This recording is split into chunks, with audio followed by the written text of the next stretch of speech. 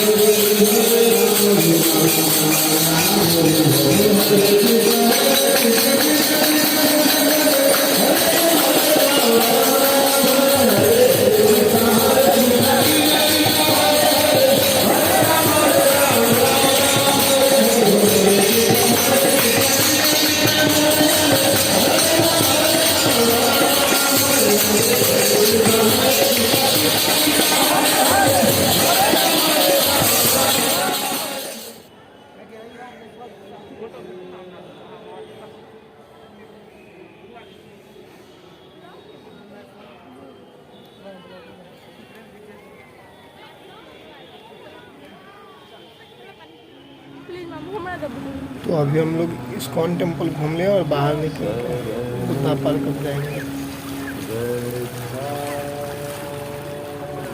तो अभी हम लोग बुद्धा पार्क आ गए हैं घूमने के लिए।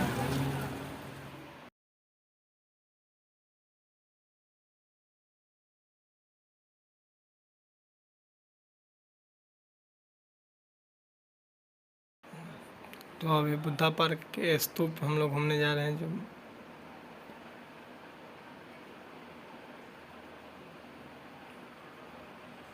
और शिवम द्वारा कुछ दिखाए गए कलाकारी देखिए है ना।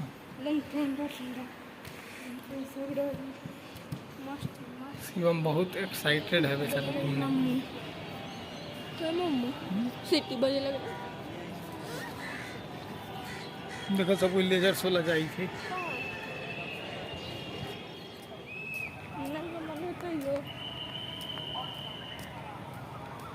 दौड़े चलो ना, वीडियो बनाए थे तुम। चलो ना, ले जाओ से स्टार्ट हो लाइन। चलो ना मम्मी, कोचिंग ले जाओ चल के लोग ले हरियर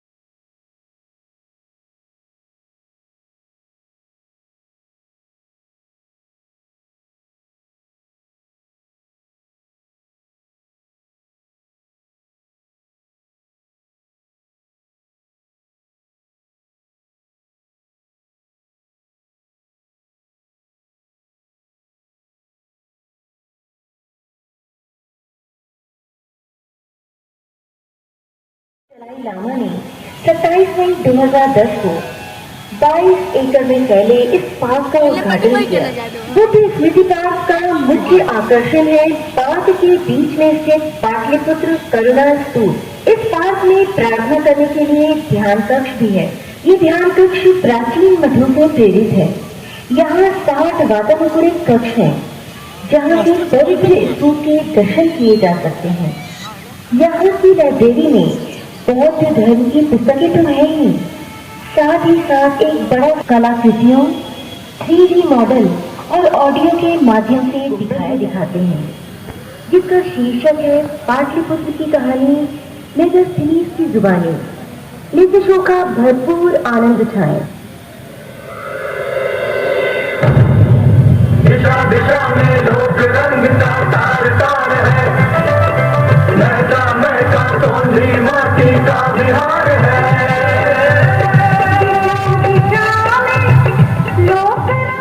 तो चलिए बिहार के इतिहास को समझने की कोशिश करते हैं। बिहार ने सभ्यता के इतिहास को की तरफ रुख किया है।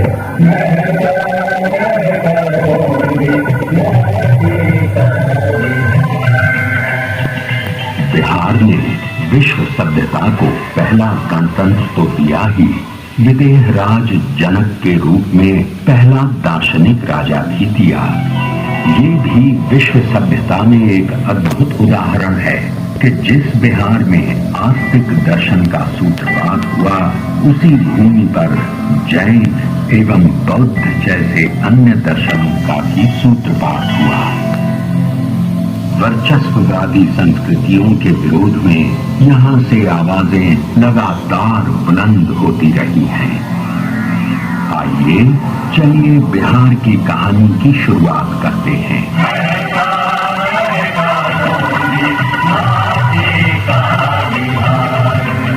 शताब्दियों पूर्व बिहार के ऋषि विश्वामित्र ने भारतीय सभ्यता और संस्कृति को तत्कालीन संकीर्ण और रूढ़ मानसिकता से ऊपर उठाकर एक नई चेतना दी। विश्वामित्र ऋग्वेद के अनेक मंत्रों के रचयिता थे।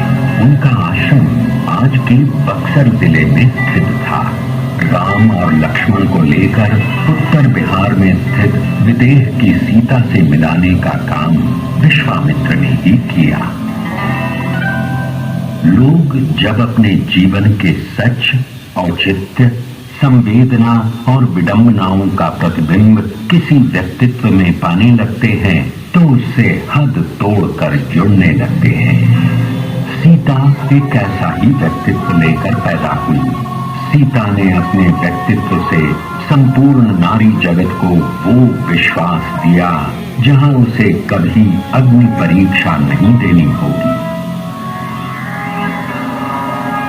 बिहार की कहानी को थोड़ा आगे बढ़ाते हुए महाभारत काल में आते हैं। इस काल के दो महान योद्धाओं को याद कर लेना जरूरी है। पहले मगध के जरासंध और दूसरे अंगराज कर्ण, जो कि वर्तमान भागलपुर जनपद के राजा थे। भागलपुर में कर्ण का किला पुरातात्विक धरोहर के रूप में आज भी मौजूद है।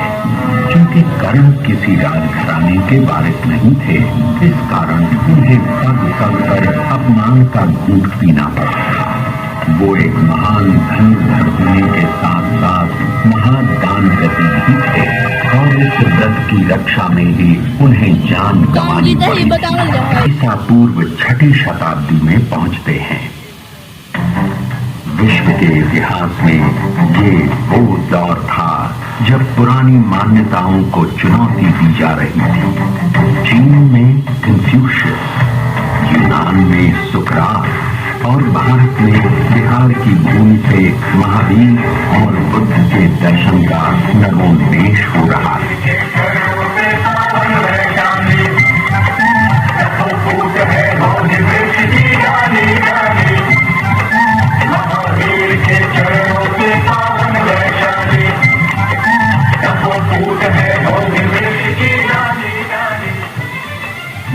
भगवान महावीर राजघराने में जन्म लेने के बावजूद बचपन से ही सांसारिक जीवन से विरक्त रहना चाहते 30 साल की उम्र में वे घर छोड़ जंगलों में विचरने लगे और 12 वर्ष की कठिन तपस्या के बाद उन्हें आत्मज्ञान प्राप्त हुआ। इसके बाद उन्होंने पैदल घूम घूम कर लोगों को अहिंसा का पाठ पढ़ाया और जीने का तरीका बताया।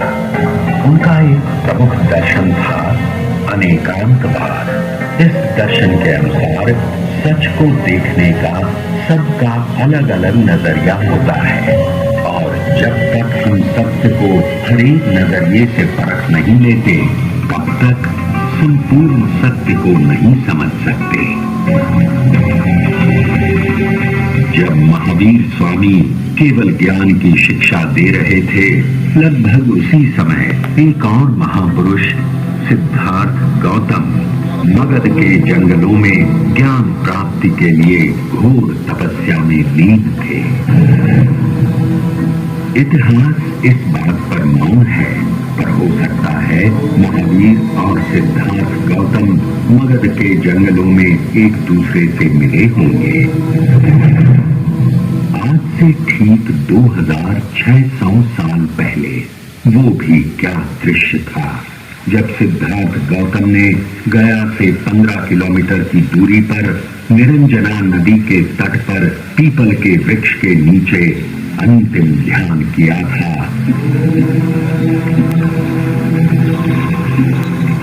और माया के सम्राट मार ने अपने सारे दंगों को उन पर छोड़ा था और धरती उस संघर्ष की साक्षी बनी।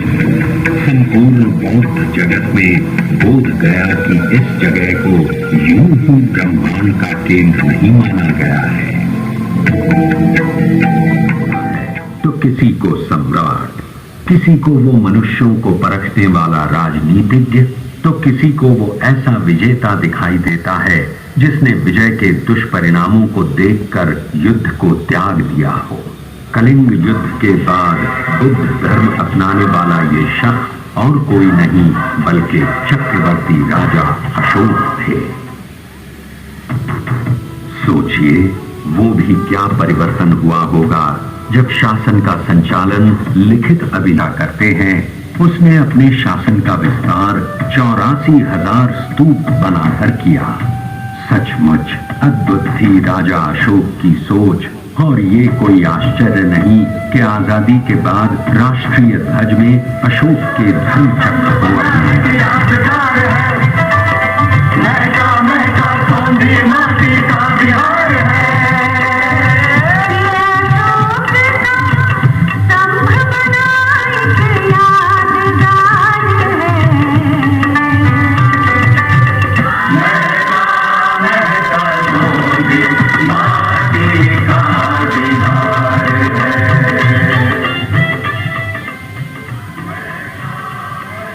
तो ये रही बिहार की ईसा पूर्व की कहानी।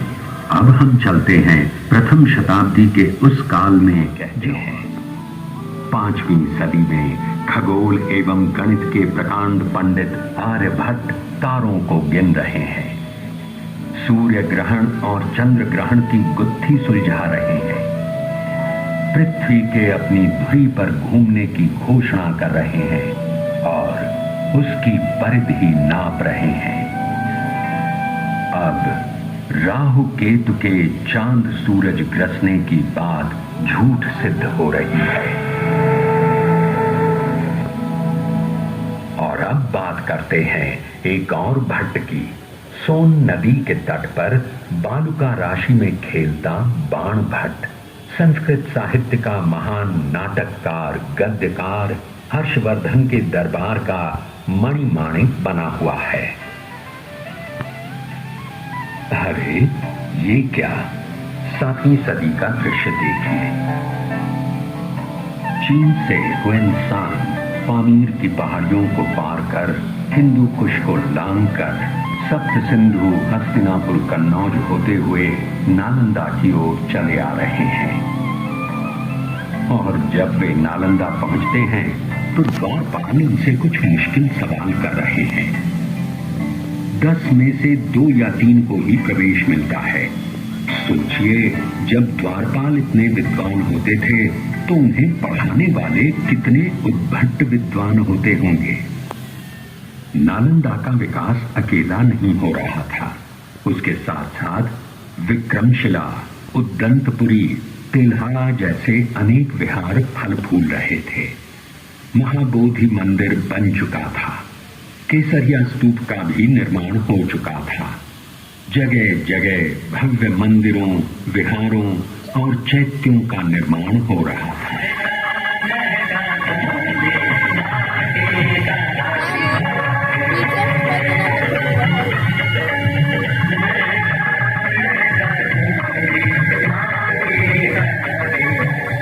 और ये देखिए 9वीं सदी का दृश्य, जब आदि गुरु शंकराचार्य दक्षिण भारत से चलकर मंडन मिश्र से मिलने सहरसा के महिषी गांव की ओर चले आ रहे हैं। लोगों को क्या आनंद आया होगा जब सन्यास और गार्हस्थ्य धर्म के द्वंद्व पर इन दोनों विद्वानों के बीच कई दिनों तक बहस चली होगी। और इस शास्त्रार्थ की निर्णायक भूमिका कोई और नहीं बल्कि मंडन मिश्र की पत्नी भारती निभा रही थी।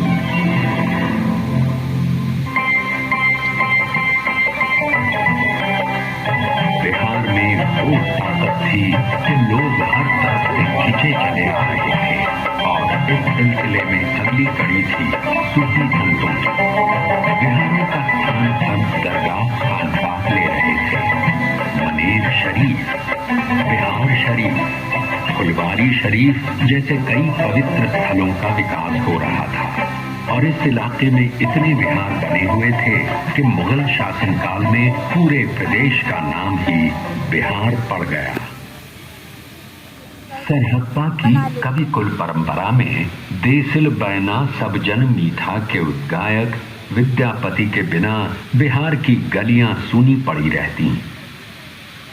नालंदा, विक्रमशिला भले जला दिए गए हों, फिर भी गलियों की रागिनी जिंदा थी। बिहार की माटी में इतनी उर्वरता है कि 14वीं शताब्दी में ही पुनर्जागरण के लक्षण विद्यापति में आ गए। संस्कृत अब पोथी की चीज हो गई थी।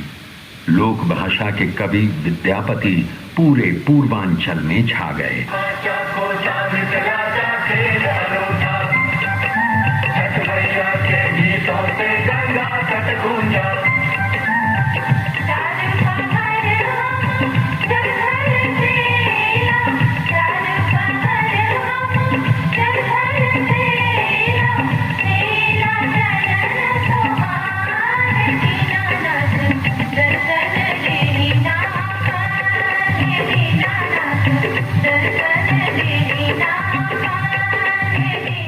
तो आज के लिए इतना ही, मिलते हैं नेक्स्ट ब्लॉग में, तब तक के लिए जय हिंद।